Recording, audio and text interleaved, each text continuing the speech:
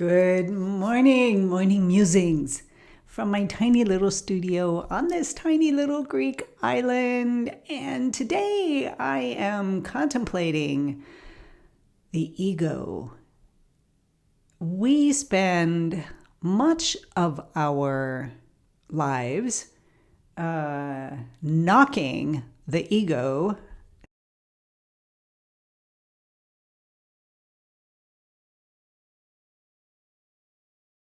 thinking about that this morning.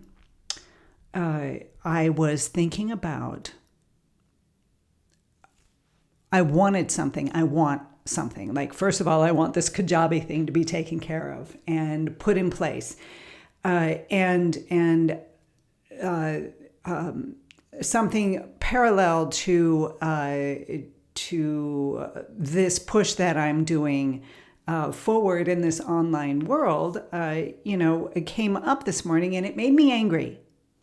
And I was thinking that as soon as I get this Kajabi thing done, as soon as when all these things happen, then, and I was using my anger, this frustration, rather than diving into it and going on to the spiral, pushing forward and pushing out and saying, this is my motivation. So I took my ego, which could spiral out of control, harnessed it, and directed it towards motivation,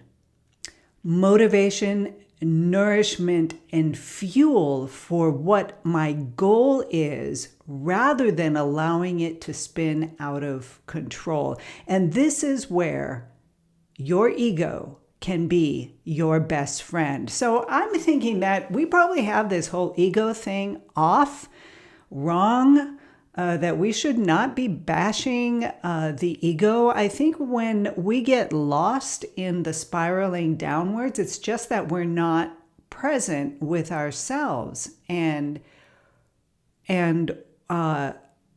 we're not using the anger, the frustration, the guilt, and those negative things. We're not taking the ego and directing it outwards and upwards into a different level, so you can turn a scar into a star. My dad used to say that. I believe it was from some reverend, somebody, I don't know who it was. I can't remember. I was just a kid. That was a long time ago. But somebody was on TV, was maybe a Schuller. I want to say like a Reverend Schuller. Maybe somebody knows. But anyways, he was on TV, and my dad listened to his turn a scar into a star, which is, kind of a nice thing. And no, my father was not at all a religious type. But the message is loud and clear. Take the negative, pull it up, get out of the ego spiral, use the ego to propel you forwards. Turn a scar into a star. I think it works pretty well. So that's what I'm thinking about, because from this time in my life of recreating myself, and from learning to take a look at my own authenticity and to be who I am unapologetically, just be me and allow that to happen. The more that I'm doing that, the more I am able to pull myself out of my head, get out of my ego spirals, see what's happening, use the anger, use those negative feelings, the guilt, the shame, the frustration, and pull it up and direct it towards where I want to go, which is in the higher levels, obviously. And so by doing that, I had a very, very clear example this morning as I was angry and frustrated for something really, really simple. And rather than going down the spiral, I turned it around. And that is, in fact, the ego. It is, in fact, that part of us that keeps us going, that moves us forward, that feeds us, that protects us, that engine behind the motivation to finish a painting, to work through it, to get through the problems. And it's a gift. So I'm thinking today that it might be a good idea to just kind of make friends with that ego self and learn how to use the strengths and powers of our ego. And yes, if we get lost in it and the ego runs the show, then it can be a real serious problem. But I don't think the ego is there to create a serious problem for us. I think we have our egos because it is a vital function of this whole process of manifestation, of taking an idea, bringing it in, and moving it down to create it in our lives, whether that's making a cup of coffee, turning on the camera so I can do this morning musings, whatever it is, everything is that process of manifestation. And it comes into that third chakra area of let's go, let's do this. When you can harness it and be balanced and centered within yourself, your ego is your best pal. And maybe we ought to just start looking at it differently, because I've spent my entire life bashing the poor thing, thinking it's a bad thing, thinking it's getting in the way, thinking all of these things. So why not really take a different look? Let's go across the stream to the other side, to the other bank, and take a look at the view from that side. And only when we cross the stream and begin to see both sides of the river, we will never have a full picture of reality.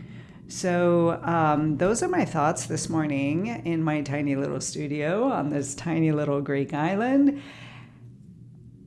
Other things, as you can see, I have been painting. I get up in the mornings and I work on my dog portrait, my furries and flowers portrait, where I paint animals, your pets, your furry friends, whether they're furry or not, and create a bouquet of flowers in the background above them, sometimes on the side, depending on what each commission, what we have chosen, and working through creating these flowers in a delicate way to represent certain characteristics of the animal. So I'm had some changes to make in this one, so I'm working on that. And I uploaded on my YouTube channel a time lapse of this painting, this layer of this painting of the plein air that I did 2 weeks ago. And also on the members channel, it's uploading right now. So hopefully that will be up soon. And yeah, so it's Kajabi. I'm using my Kajabi today, my ego, to bring me upwards and to push me forward. I am actually at that moment of being where the sun is breaking over the horizon. I'm getting it. It's coming. So I feel a great hope really a great feeling of confidence, I guess, self-confidence, because I went at something that I knew nothing about and I don't know how to put together, and I'm learning. Yes, it's a whole new language. Yes, it is difficult and trying and frustrating, but of course my ego stumbled down into the bad parts, but then I kept pulling myself back. I was able to do that this time. And now I am looking only towards the things that I do achieve and the positive things about each day, even when I don't get something done, even when I don't quite understand it. I've understood more about it, and I know that the next day it will open up to me and I'll get it. So it has been quite a journey and quite a beautiful struggle. So let me put it that way. Again, it's me being centered in myself, present, not allowing the ego to spin off, but using the energy of the ego to propel me forwards, using the anger and frustration and directing it into a positive result. That is where I'm going. That is a good thing. Our ego can be our best friends when we learn to understand it and use it. I mean, think about it this way. If you decide to paint a painting and you just put something up and you just start splashing stuff around and it's chaotic and hectic, and there's no you in there, there's no balance, there's no centeredness, there's no guidance for the ego to go. You're just going to create something that's just crazy and out of